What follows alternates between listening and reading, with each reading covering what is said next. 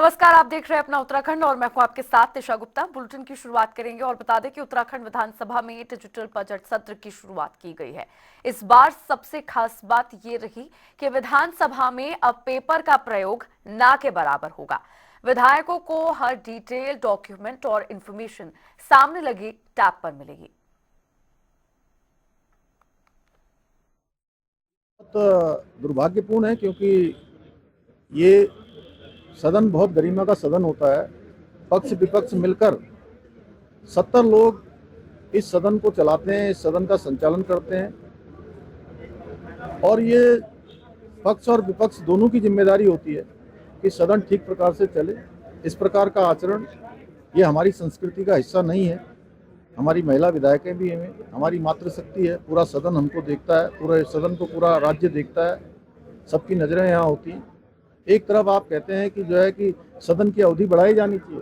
सदन की अवधि जो बढ़ाई गई या सदन की जो अवधि रखी गई है उस अवधि में आप चर्चा नहीं करते हैं, अनावश्यक जो राज्य के संसाधन हैं उनके खराब करते हैं और जो समय राज्य के विकास के लिए चर्चा में लगाया जाना चाहिए उनको केवल हल्ला करके उसको समाप्त करते हैं, उसको नष्ट करते हैं। और विधानसभा का बजट सत्र शुरू हो चुका है, तो वहीं बीजेपी के विधायक दिलीप रावत ने वन अधिकार अधिनियम पर चर्चा करने की बात कही। उन्होंने कहा कि यदि वन अधिकार अधिनियम पर चर्चा नहीं होती है तो वे सत्र का हिस्सा नहीं बनेंगे। साथ ही उन्होंने क्या कुछ कहा वो भी सुनिए। मैं जाने में असमर्थ हूं क्योंकि मैं समझता हूं कि जो मेरे अनुकूल जहां चर्चा न हो वहां मैं जाना उचित नहीं समझूंगा। लेकिन माननीय मुख्यमंत्री जी ने मुझे आश्वस्त किया है, माननीय संसदीय मंत्री ने मुझे आश्वस्त किया है कि 3 या 4 घंटे की जो है बहस जो है इस पर कराई जाएगी। और इधर आपको बता दें कि विधानसभा सत्र के दौरान धारचूला विधायक हरीश धामी ने राष्ट्रीय खेलों के सफल आयोजन पर मुख्यमंत्री पुष्कर सिंह धामी का धन्यवाद दिया। उन्होंने कहा, मैं माननीय मुख्यमंत्री जी का धन्यवाद करना चाहता हूं कि प्रदेश में खेलों का आयोजन हुआ है। साथ ही उन्होंने कहा कि अगर प्रदेश सरकार यहां के युवाओं को खेल के क्षेत्र में आगे बढ़ाना चाहती है तो सरकार को हर गाँव और हर ब्लॉक में खेल मैदान बनाना चाहिए।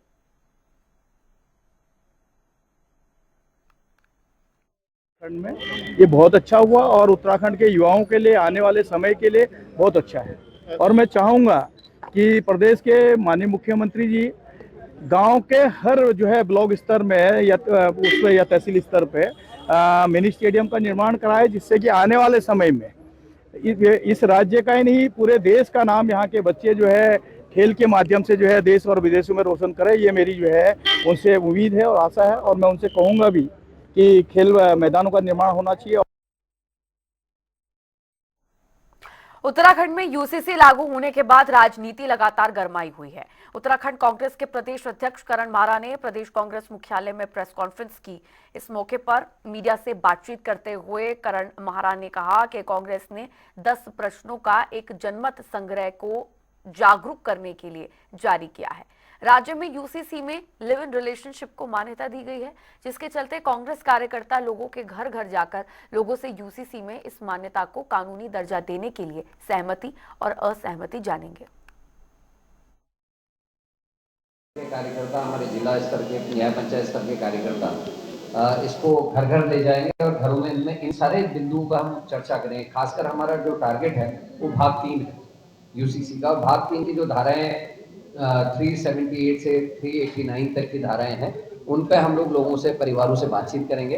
और आप देख रहे हैं इसमें हमने यस और नो के ऑप्शंस रखे हैं और उन ऑप्शंस पे हम लोगों से राय लेके एक ये पता चल जाएगा कितने लोग इससे सहमत है, कितने लोग नहीं है। फिर उसकी एक विस्तृत रिपोर्ट बना के हम राष्ट्रपति को भेजेंगे। और वैसे भी क्योंकि केंद्र सरकार का सब्जेक्ट है और इसको राज्य में लागू करके भारतीय जनता पार्टी ने एक चाल चली है और हमको उत्तराखंड को गिनी पिग के रूप में इस्तेमाल, जैसे आपने देखा होगा कि जो विकसित राष्ट्र है विकासशील राष्ट्रों को दवाइयों के सैंपल के तौर पे यूज करते थे कि भाई ये दवाई वहां चला दो, उसके बाद अच्छी है नहीं देखते थे। उसी तरीके का भारतीय जनता पार्टी ने इसको एक मैं कहना चाहूंगा एक लैब के रूप में इस्तेमाल उत्तराखंड को कर रही है और यूसीसी उसका एक पार्ट है। और अगली खबर हल्द्वानी से है, जहां पर मेयर गजराज सिंह बिष्ट के शपथ लेने के तुरंत बाद अवैध अतिक्रमण पर एक्शन शुरू हो चुका है। इसी कड़ी में मेयर के निर्देश पर नगर निगम की टीम ने बुलडोजर से अवैध अतिक्रमण पर कार्रवाई की। साथ ही नवनिर्वाचित मेयर ने अतिक्रमणकारियों से दो टूक शब्दों में कहा है कि अतिक्रमण किसी भी कीमत पर बर्दाश्त नहीं किया जाएगा।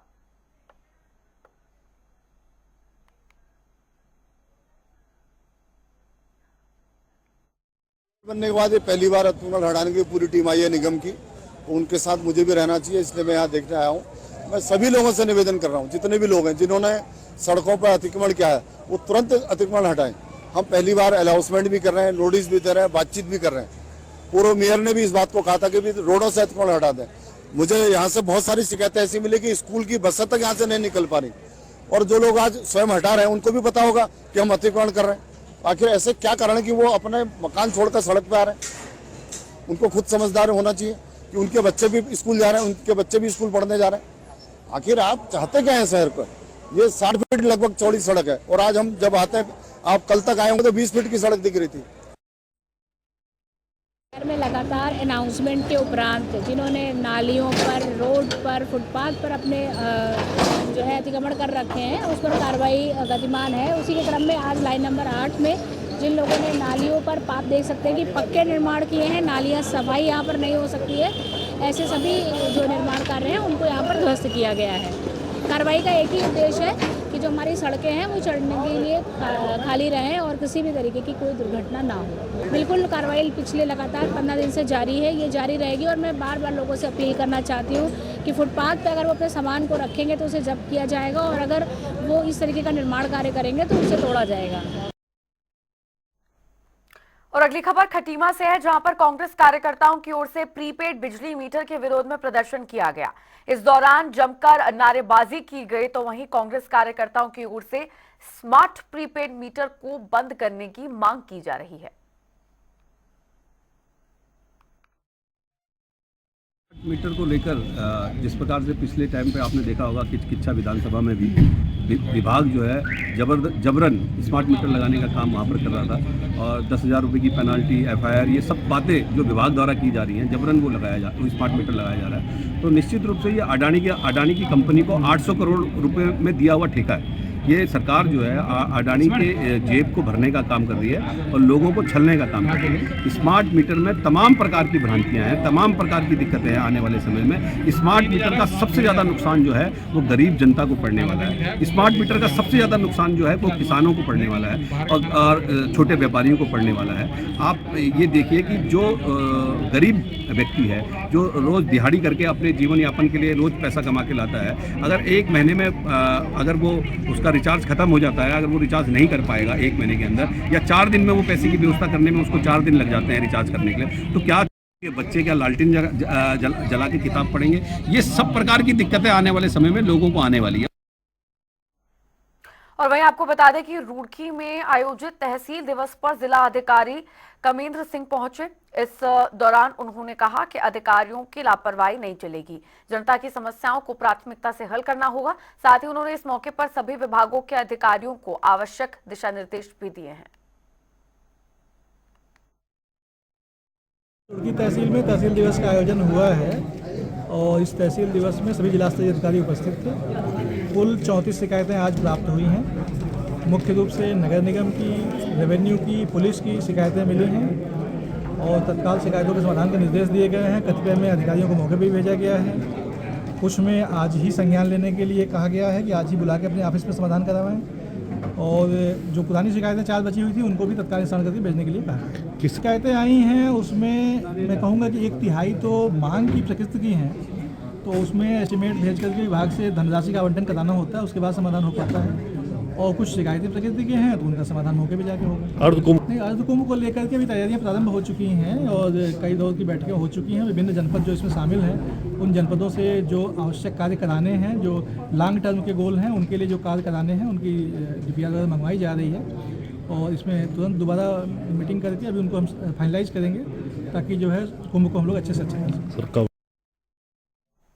और अगली खबर खटीमा से है, जहां पर वन बीट अधिकारी वन और आरक्षी संघ की ओर से प्रदेश से वन डिवीजन से मांगों को लेकर बीते 13 फरवरी से कार्य बहिष्कार और धरना प्रदर्शन जारी है। इसी क्रम में शाखा तराई पूर्वी वन प्रभाग हल्द्वानी के वन बीट अधिकारी और वन आरक्षी संघ के बैनर तले वन विभाग के कर्मचारियों ने अपनी लंबित 4 सूत्रीय मांगों को लेकर कार्य बहिष्कार करते हुए खटीमा एसडीओ कार्यालय पर धरने पर बैठ गए हैं। तो वन विभाग के कर्मचारियों ने वन सेवा नियमावली 2016 को पूर्व की भांति लागू किए जाने की मांग की है।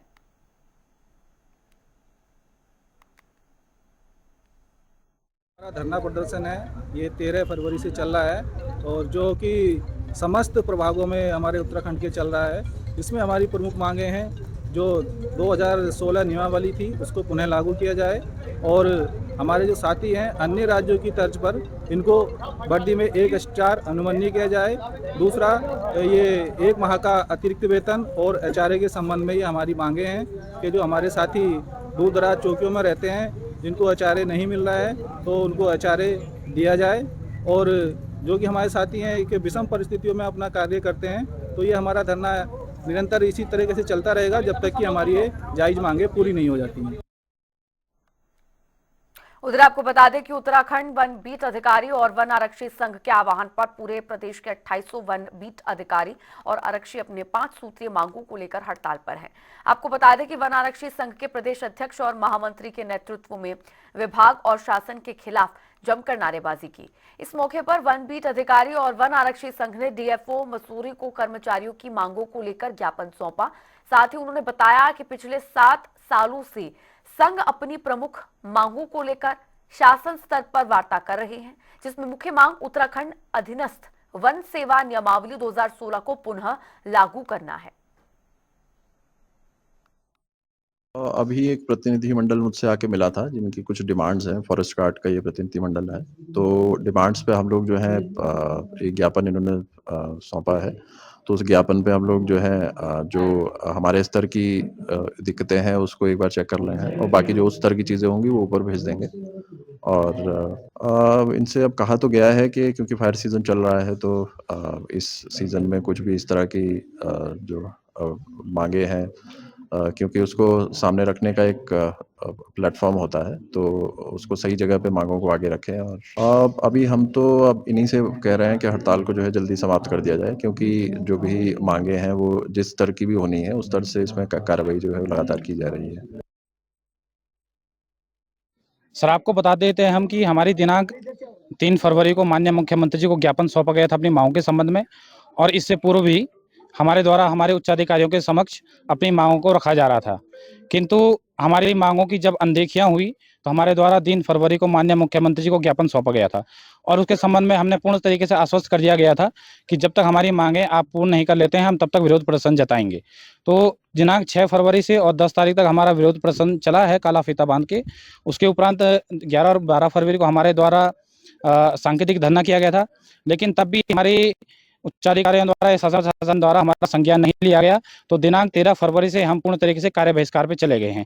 और हम बता देते हैं सर आपको कि हमारी जो मांगे हैं मुख्यतः हमारी उत्तराखंड अधीनस्थ वन सेवा नियमावली 2016 है उसको पुनः लागू करवाना, और उसमें जो हमारे शासन या प्रशासन द्वारा है उसमें 33 और 66 का एक कोटा बीच में बैठा दिया गया है, जिससे कहीं ना कहीं हमारी पदोन्नतियां प्रभावित हो रही हैं और लगातार जो नए वन दरोगा आ रहे हैं वो कहीं ना कहीं हमारे कोटे को प्रभावित कर रहे हैं, और जिससे हमारे सह समान ना हम पदोन्नति पा रहे हैं, ना हमारा वेतन में भी हमें कोई लाभ नहीं हो पा रहा है।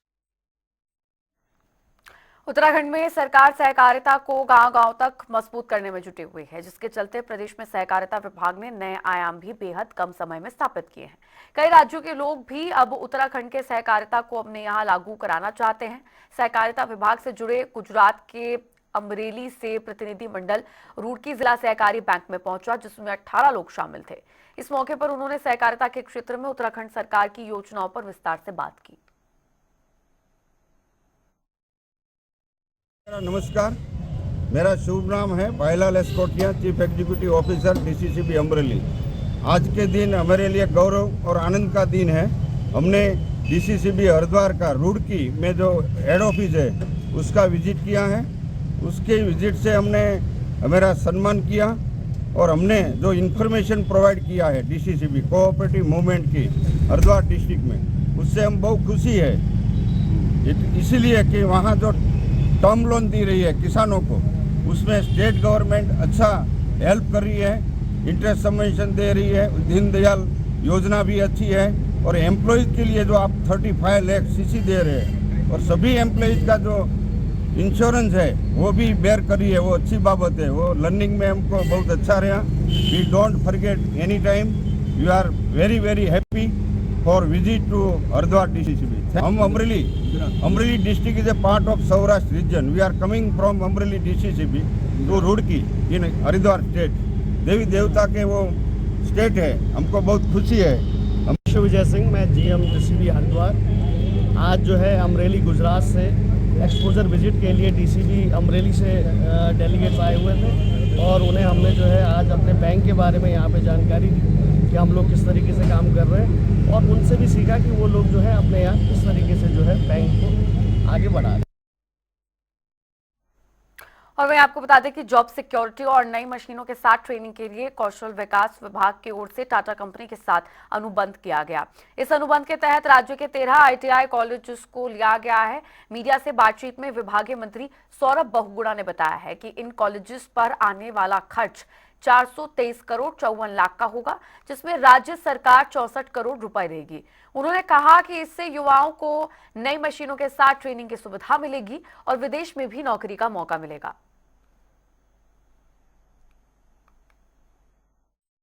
इंडस्ट्री 4.0 के तहत हमने स्किल डेवलपमेंट विभाग ने, हमारे ITI विभाग ने टाटा टेक्नोलॉजीज़ के साथ एक MOU किया है, जिसमें 13 ITI हमारे टाटा टेक्नोलॉजीज़ के माध्यम से, उनके एक्सपर्टीज से, उनकी टेक्नोलॉजी से चलाई जाएगी। टोटल इसमें व्यय जो है वो 423.54 करोड़ का आएगा। इसमें जो हमारी राज्य सरकार है वो देगी टोटल में 13% पैसा, जो 64 करोड़ रुपए है, और बाकी का 368 करोड़ रुपए जो है वो टाटा टेक्नोलॉजी के माध्यम से लगाया जाएगा। इन 13 ITI में जो ट्रेड्स हैं वो मैकेनिकल इलेक्ट्रिकल व्हीकल है, advance CNC machining, industrial robotics, digital manufacturing, basic designer, virtual verifier, manufacturing process control and automation के ट्रेड्स होंगे।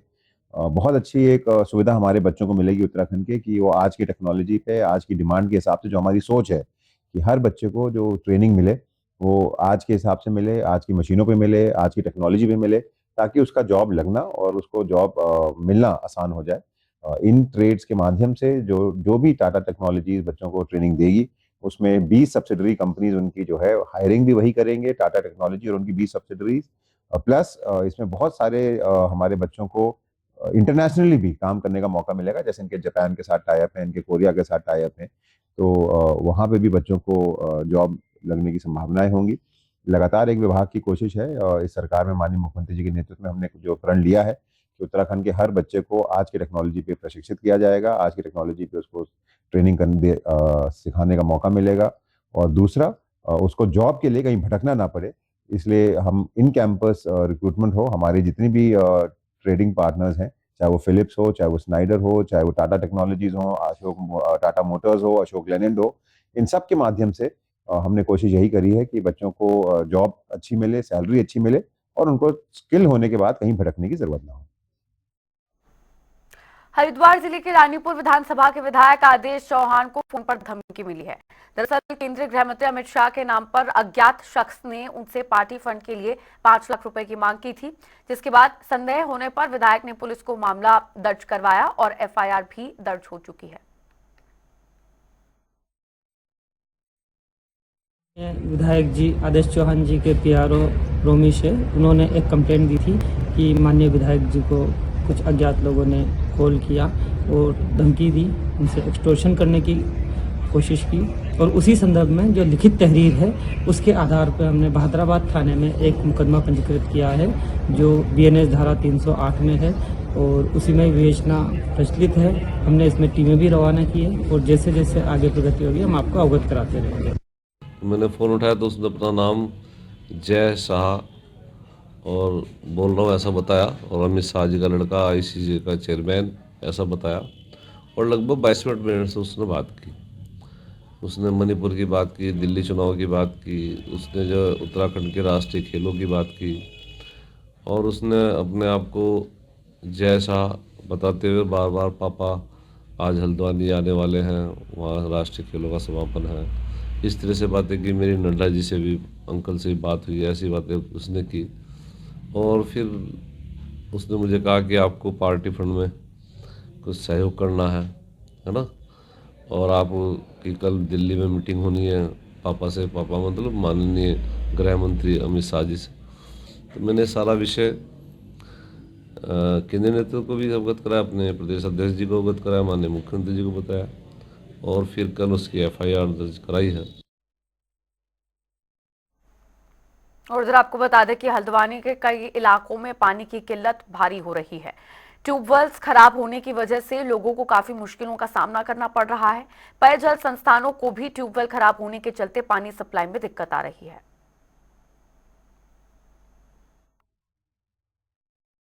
और क्या करें, आता ही नहीं है पानी, तो बताओ फिर तुम। पानी तो भगवत के पानी भरना ही पड़ेगा, वहाँ से आगे खाली बर्तन यहाँ हो गए, लड़ाई हो जाती है फिर यहाँ पे। कैसे पानी की सप्लाई कैसे? अब मुझे क्या पता कैसे सप्लाई होगी पानी की, अब ये तो लाइन वाले जाने। आज तो मिल गया, आज तो थोड़ा मिला है अभी। अब बर्तन तो हमारे अभी भी खाली रह गए। कितने दिन के बाद आएगा पानी? अब 8-10 दिन बाद ही आएगा फिर पानी। कितनी बार आ रहा है? दिन में कहाँ आता है? 10-15 दिन में पानी आता है। देखियो 8-10 दिन में पानी आता है। यहाँ कितना चलता है पानी, ना पीने के लिए, ना नहाने के लिए, ना कपड़े धोने के लिए। क्या कर सकते हैं हम, ये बताओ पहले। पानी देनी चाहिए, नहीं देनी चाहिए सरकार ने, हमको देनी चाहिए ना। कोई नेता है, कोई कुछ के दिए बने हैं, कुछ के जिस टाइम वोट पड़ते हैं तो सभी कहते हैं हमें दो पानी देते हैं। आज कुछ नहीं है हमारे पास, ना पानी ना कुछ। ये बताओ कितना परेशान हो रहे हैं हम लोग यहाँ पर। आज पानी कितने दिन है? 10 दिन में आ रहा है, 10-12 दिन में पानी आता है यहाँ। क्या चलता है 10-12 दिन का पानी यहाँ, ये बताओ आप। अब क्या कहें? शिकायत करें कितना बार तो जसदान चले गई मैं। क्या कह रहे हैं? यहाँ पैप डालेंगे, पानी के पैप डालेंगे, ये करेंगे सो करेंगे कहते हैं। हमेशा उसे कहते हैं, जब नेता बनते हैं तो तब कहते हैं कोई उठने के लिए, उसके बाद सब ठंडे हो जाते हैं। क्या नाम है आपका? मेरा पुष्पा देवी। और उधर आपको बता दें कि देहरादून विधानसभा में बजट सत्र जारी है। माना जा रहा है कि बजट सत्र के दौरान सरकार भू कानून बिल को सदन के पटल पर रख सकती है। इस पर जानकारी देते हुए सीएम धामी ने कहा है कि राज्यवासियों की भावना और अपेक्षा के अनुरूप सरकार काम करेगी। हम हर वो काम करेंगे जो जन भावनाओं के अनुरूप हो, चाहे वो भू कानून हो या फिर अन्य कोई कानून। देखिए, राज्यवासियों की जो भावनाएं हैं, जो उनकी अपेक्षाएं हैं, क्योंकि सभी को लगता है कि उत्तराखंड के अंदर, उत्तराखंड राज्य की स्थापना के 25वें साल में प्रवेश करने में उत्तराखंड राज्य के अंदर भाजपा की सरकार वो सभी काम करेगी जो जन भावनाओं के अनुरूप हैं, चाहे वो भू कानून हो या अन्य कोई कानून हो, संकल्प हो, सभी पर हम काम करेंगे। और इस खबर के साथ बुलेटिन में फिलहाल के लिए इतना ही। रुक रहे हैं एक छोटे से ब्रेक के लिए।